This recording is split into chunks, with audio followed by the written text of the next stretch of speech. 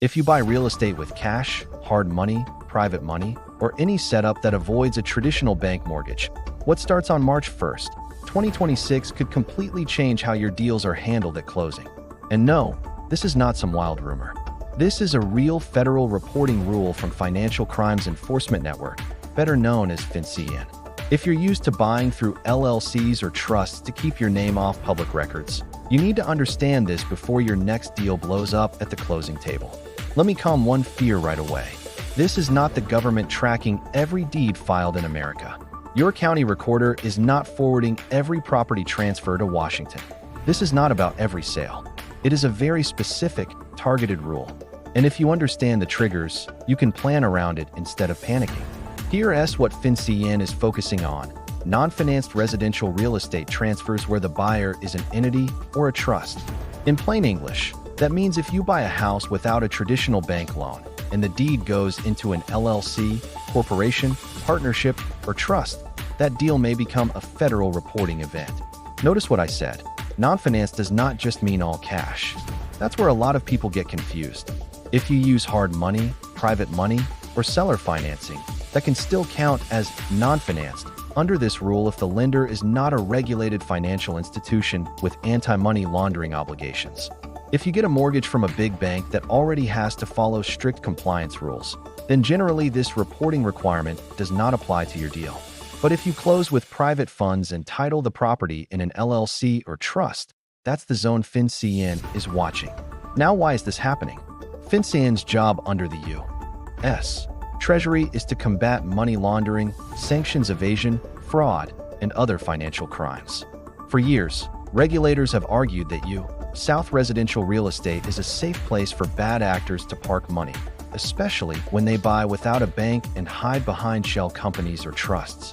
Whether you agree with that reasoning or not, that's the policy logic driving this change.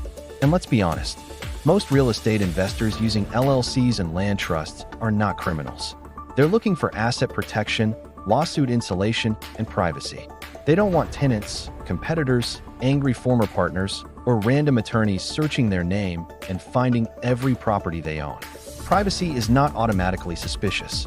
But from FinCEN's perspective, a cash purchase of a single-family home into an LLC with no bank involved creates a transparency gap. That's what they're trying to close. So what exactly triggers a report? There are 3 core elements. First, it has to be residential real estate. Think single-family homes, duplexes, triplexes, fourplexes, condos, co-ops, and even vacant land intended to build a 1 to 4 family home. This does not generally apply to commercial property or larger multifamily of 5 units or more. That's a key distinction. Second, it has to be non-financed in the regulatory sense. If there's no traditional bank mortgage from a financial institution that already runs anti-money laundering programs, then the deal can fall into the reporting bucket. Cash, hard money, private lenders, and many seller-carry deals may qualify. Third, the buyer must be a legal entity or trust. If the deed goes directly into your personal name as an individual, this specific reporting rule is generally not triggered. But if it goes into your LLC, corporation, partnership, or trust at closing, that's when the red flag appears. Now here's the next fear people have. Do I personally have to file something with the federal government every time I buy a property? In most cases, no. FinCEN created what they call a reporting cascade. Only one reporting person files per deal, and it usually falls on someone already involved in the closing process. That could be the settlement agent listed on the closing statement, the title or escrow company, the closing attorney, the person who prepares the closing statement, the person who records the deed, or even the title insurance underwriter, depending on how the deal is structured. It moves down a hierarchy until someone qualifies as the reporting person. But even if you're not the one filing the report, you're probably the one providing the information. That means you could get an email from the title company saying they need beneficial ownership details to complete the FinCEN real estate report before closing. If you're not prepared, that moment can be stressful, especially if you thought your structure kept everything completely private. So what information are they collecting? The focus is beneficial ownership transparency. If your buyer is something like 123 Main Street Holdings LLC, FinCEN wants to know who actually owns or controls that LLC.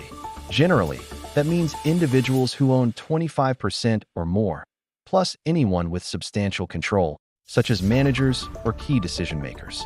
If an LLC is managed by a corporation, they can look through the corporation to identify the individuals behind it. For trusts, it can include trustees and certain beneficiaries depending on their powers and right.